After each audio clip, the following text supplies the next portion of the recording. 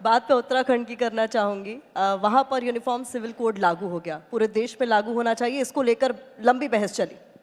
एक देश, एक कानून, एक समान अधिकार, एक समानता का भाव देश में क्यों नहीं होना चाहिए? एक देश में दो झंडे, दो कानून, ये जो पूरा दोगलापन कैसे चल सकता है? तो एक देश में एक विधान होना ही चाहिए। तो समान नागरिक संहिता ये तो हमारे संविधान की मूलभूत भावना है।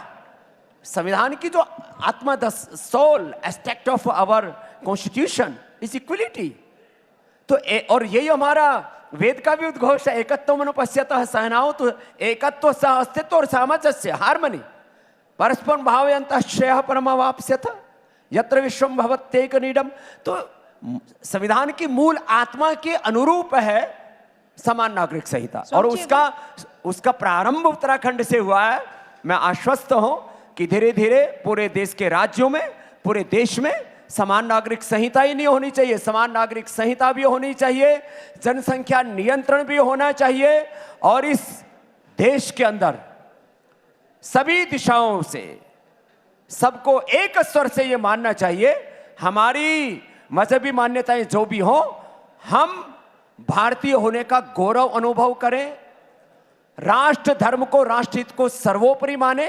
सत्ताएं आएंगी और जाएंगी, देश तो सदा से था, सदा है और सदा रहेगा, तो उससे बड़ा कुछ नहीं हो सकता। स्वामी जी, लेकिन इस विजन को आसानी से क्यों नहीं समझा जा सकता? क्यों आखिर फिर ओवैसी साहब ये कहते हैं कि ये यूनिफॉर्म सिविल कोड नहीं है बल्कि हिंदू कोड बिल है, हिंदू राष्ट्र बनाने की ये तैयारी है? अरे भाई, ओबीसी तो उल्टा दिमाग का आदमी है, पता नहीं से कौन सी घड़ी नक्षत्र में पैदा हुआ, और उसके पुरखों ने भी देश के साथ धोखा किया। वो भी अच्छा क्या है, जो जितना उल्टा बोले उतना हेडलाइंस में बना रहता है, और अच्छा है ओबीसी जितना अच्छा, जितना ज्यादा ओबीसी बोलता है उतना ही ज्यादा मोदी जी को फायदा होता है। इसलिए काफी पॉलिटिक्स में लोग उनको बीजेपी की बी टीम भी कहते, मैं नहीं कह रहा हूं।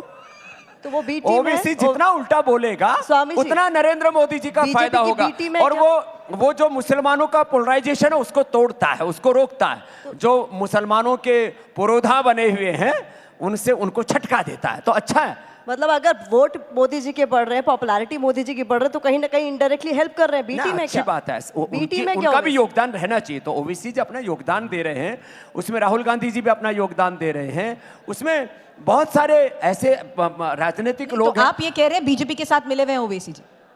नहीं, मैं कह रहा हूं आज मोदी जी की जो लोकप्रियता है उनका अपना पुरुषार्थ तो है ही, इसमें बहुत सारे विपक्ष के नेताओं को, जो सनातन को कीड़े मकोड़े बोलते हैं, जो भगवान रामकृष्ण को अपशब्द कहते हैं, जो अलग अलग प्रकार से भारत और भारतीयता के ऊपर प्रश्न खड़े करते हैं, तो इसी जो मोदी जी को पता नहीं उनकी जाति के ऊपर, उनके माता पिता के ऊपर, उनके जीवन के ऊपर कई तरह से, तो जितना भी कुछ हो रहा है ना भाई, मोदी जी की 400 पार जो आए या ना आए, यदि ये सारे विपक्ष वाले ऐसे उल्टे पुल्टे बोलते रहे तो फिर तो 400 पार लगी जाएगी।